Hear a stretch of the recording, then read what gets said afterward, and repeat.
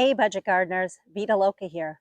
Join me today as I show you my process for pruning my Dianthus plants. So let's go.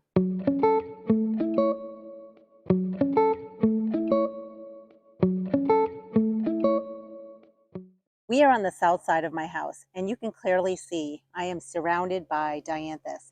I have a lot of Dianthus in my yard, and even though it is a chore to deadhead my Dianthus, it is so well worth it.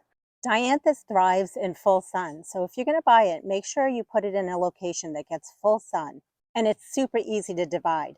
That's how I ended up with so many of these plants. I just started with one small plant of each color, and over the last few years, when I say few years, maybe within the last 8 years or so, I started dividing them all around this bed, and they really have taken off. A lot of people think that Dianthus is an annual. Well, in fact, there are some varieties of Dianthus that are annuals, but there are also many varieties that are perennials. So when you buy them at the garden center, be sure to look on the label. And if you're not sure, plant it in the ground and make sure that the roots establish themselves, and you might be happily surprised that your Dianthus comes back the following season. And there are some varieties of Dianthus that are biennial. Those are called Sweet William. When it comes to fertilizing the Dianthus, I like to fertilize early in the spring while the plants are still dormant. And I use 10-10-10, but you can use whatever fertilizer you prefer to. And I like to sprinkle it at the bottom of the plant, not directly at the base of the plant, a little bit away from the base. And I sprinkle it all around the plant, and then I just scratch it in lightly and water it in afterwards. I'll be sure to make a video later this season showing you my process for digging up, dividing, and moving a bunch of these Dianthus plants because they do need to be thinned out. Even though the Dianthus is still looking quite pretty, I wanted to just show you my process for pruning this plant.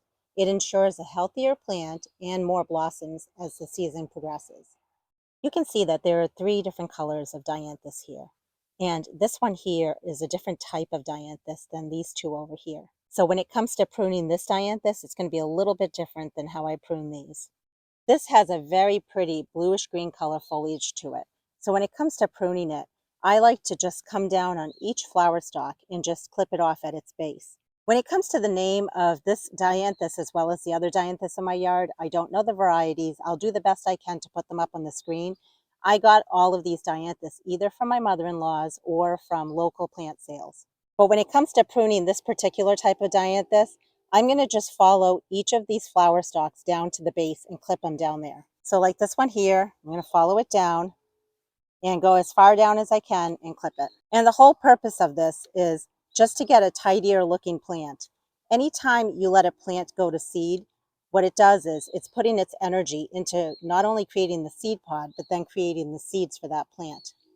Now, there are certain types of Dianthus that will rebloom. And I'm almost positive, if I remember correctly, with this particular Dianthus, I don't believe it will rebloom for me. And if it does, that will be an added bonus. But for right now, I just want to tidy up the plant.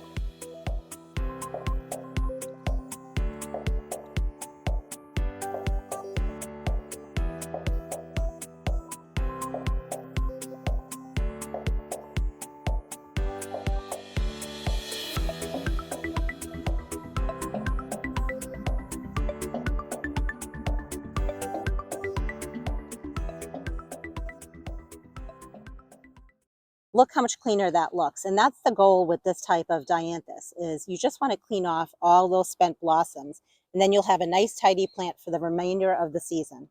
You can see with this type of Dianthus, there are way more blooms on it. And it would take me forever to go individually and snip off each flower. I used to do that when I only had 1 or 2 plants, but now I have so many plants that would be too tedious for me to do. So what I like to do is I like to come in with my hand pruners.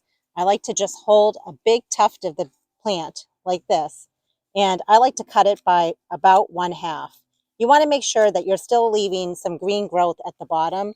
You don't want to cut it all the way down to the base. You can definitely go in by about 1/2 and just clean up your plant. Another option, if you don't want to use hand pruners, is you can use a weed whacker, although I've never used a weed whacker, but I've heard some people have. You can also use hedge trimmers. Those should work well. And don't worry, this will not hurt your plant. In fact, it will help your plant.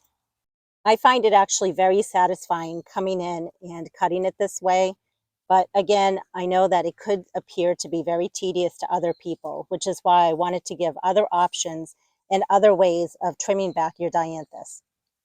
This will continue blooming throughout the season, but the first initial flush of blooms is the most vibrant flush. And you can see I'm coming right in, I'm picking it up, and then I'm cutting. It really is like giving your plant a haircut. Just keep checking it over, and if you find any more pieces that are scraggly or tall, just go ahead and cut them back.